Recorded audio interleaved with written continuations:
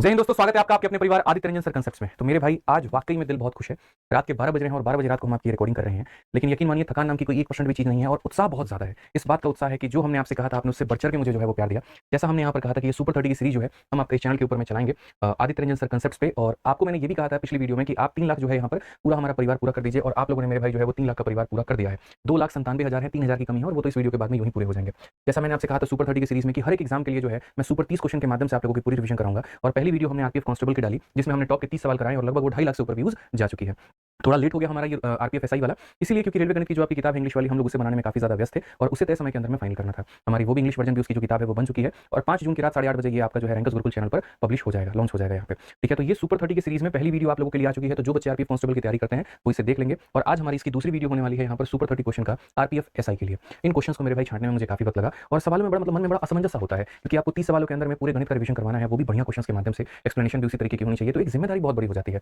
तो हमें लगभग 2 दिन का समय लगा इस कंटेंट को बनाने में, लेकिन यकीन मानिए जो स्टूडेंट वीडियो को शुरू से लेकर के अंत तक देखेगा उसको लगेगा कि हाँ, जीवन में उसने कुछ सीखा है। ये वीडियो उसके जीवन में एक बदलाव लेकर के आएगी, उसके गणित में बदलाव लेकर आएगी और जो कॉन्फिडेंस लेवल होगा वो ऑटोमेटिक आपका हाई बढ़ता चला जाएगा। तो आइए मेरे भाई इसी संकल्प के साथ में हम शुरू करते हैं और बीच में वीडियो के हम काफी कुछ बताते चलेंगे, तो उम्मीद करेंगे कि आप वीडियो को शुरू से लेकर के अंत तक देखते चले।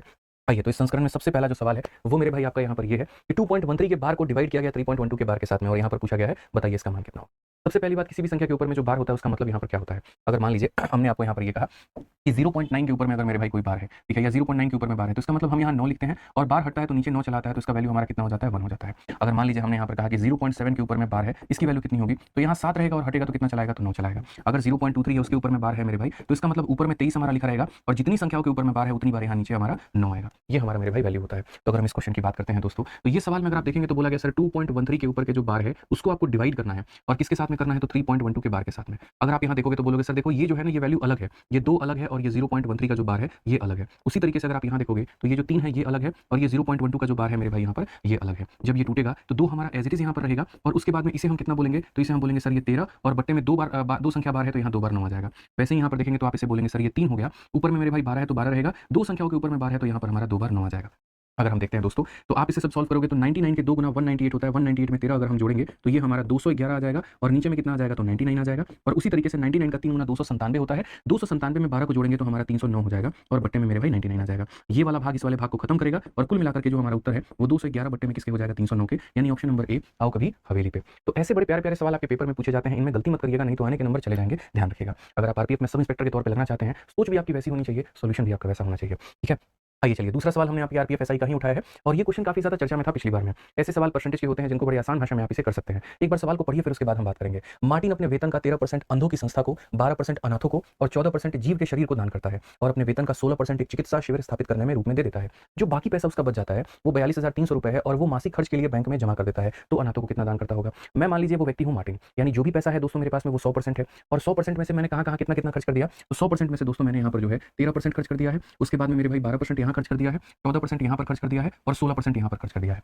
तो जो मैंने खर्च कर दिया है मेरे भाई यहाँ पर वो खर्च वाला भाग हमारा कितना है, तो आप यहाँ पर बोलेंगे सर देखिए आपने कितना खर्च कर दिया है, तो 16 और 14 30 होता है और 13 और 12 25 होता है, तो 30 और 25 यानी सर आपने 55% पैसा खर्च कर दिया है। तो अगर मैंने 55% पैसा खर्च कर दिया तो जो मेरे भाई बाकी जो मेरे पास में बच जाएगा वो बाकी कितना होगा, तो मेरी इनकम 100% है अपने आप में, मैंने 55% खर्च कर दिया तो मेरे पास में जो बचा वो कितना बचा, तो 45%। ठीक है, मैं हमेशा आप लोगों को ये बात बोलता हूँ कि ये देखा करो कि दिया क्या है और ये देखा करो पूछा क्या है। आप अगर देखोगे तो बाकी वाली वैल्यू दी गई है, यानी यहाँ पर 42,300 रुपए मेरे भाई दिए गए हैं और ये बाकी की वैल्यू है। बाकी का मतलब कितना है, तो 45 का मेरे भाई यहाँ पर मान है। और क्वेश्चन में हमसे क्या बोला गया, क्वेश्चन में अगर ये बोला होता इनकम कितनी है तो 100 से गुना करते, क्वेश्चन में ये बोला होता खर्च कितना किया तो 55 से गुना करते, क्वेश्चन में यहाँ पर ये बोला है वह अनाथों को कितना दान देते हैं, तो अनाथों को वो कितना देते हैं, तो 12% देते हैं। कितना देते हैं, तो 12%, तो हम गुना भी कितने से करेंगे, तो 12% से करेंगे। यानी आसान भाषा में अगर हम बोले तो हम ये कहेंगे सर 45 का मान दिया है, 12 का मान हमसे पूछा है।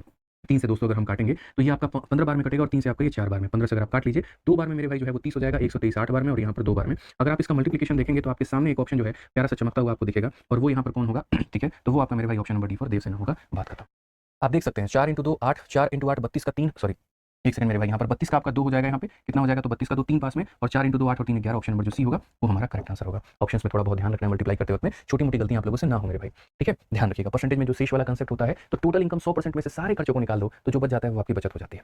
ठीक है, पसंद आते रहे तो वीडियो को लाइक करते रहना और हमारी हिम्मत बढ़ाते रहना है। ये वीडियो 2 घंटे की बनेगी कि 2.5 घंटे की 1.5 घंटे की हमें भी नहीं पता, लेकिन अपनी ऊर्जा के साथ में हम लगे हुए हैं और उम्मीद करके चल रहे हैं कि भारत में रेलवे, आरपीएफ, एसआई की तैयारी कर रहा हर छात्र ये वीडियो को देख रहा होगा और इस वीडियो के बाद में उसके गणित में एक बदलाव लेकर के आएगा। तो हमारी इस मेहनत को, हमारी इस पूरी टीम की मेहनत को मेरे भाई, अपनी इस मेहनत को आप जो है वीडियो को लाइक करके जरूर दिखाएं। ठीक है, आइए चलिए सवाल देखते हैं मेरे भाई। बटरफ्लाई कंसेप्ट का क्वेश्चन हमने आपको दिया है, काफी चर्चा में रहता है लाभ और हानि का ये सवाल। क्वेश्चन में क्या पूछा गया जरा देखिए। किसी वस्तु को 1741 रुपए में बेचने पर होने वाला जो लाभ है, उसी वस्तु को 897 रुपए में बेचने पर प्राप्त हानि से 11% जो है वो अधिक है। तो कहा गया उस वस्तु का लागत मूल्य कितना होगा। जब भी ऐसा सवाल आपके सामने आए तो याद रखिएगा, आप अपने क्रय मूल्य को कहां रखिएगा, तो बीच में यहाँ पे रखिएगा। ठीक है, आप जब इस वस्तु को बेच रहे थे कितने में, 1741 में, तो आपको प्रॉफिट हो रहा था, तो प्रॉफिट वाले वैल्यू को राइट में रखिए। और आप जब इस वस्तु को 897 में बेच रहे थे तो आप यहाँ पर जो है लेफ्ट में रखिए। यहाँ पर आपको प्रॉफिट हुआ है, यहाँ पर आपको लॉस हुआ है। क्वेश्चन में मेरे भाई यहाँ पर क्या कहा गया है, तो बोला गया है यार by selling an article for इतना profit earned would be 11% more than the loss incurred. यानी अगर किसी को 100 रुपए का लॉस हुआ है ना, तो इससे 11 ज्यादा का प्रॉफिट हुआ है, मतलब 111 का प्रॉफिट हुआ है। ठीक है, तो जैसा कि आपको पता है कि आज आप मेरे भाई यहाँ पर जैसे क्या होता है, जिस वस्तु को ज्यादा में बेचते हैं उस पर लाभ होता है, जिस वस्तु को कम में बेचते हैं उस पर नुकसान होता है। एग्जामिनर इस लाभ और हानि के बीच का संबंध दिखा करके हमेशा क्रय मूल्य पूछने की कोशिश करता है।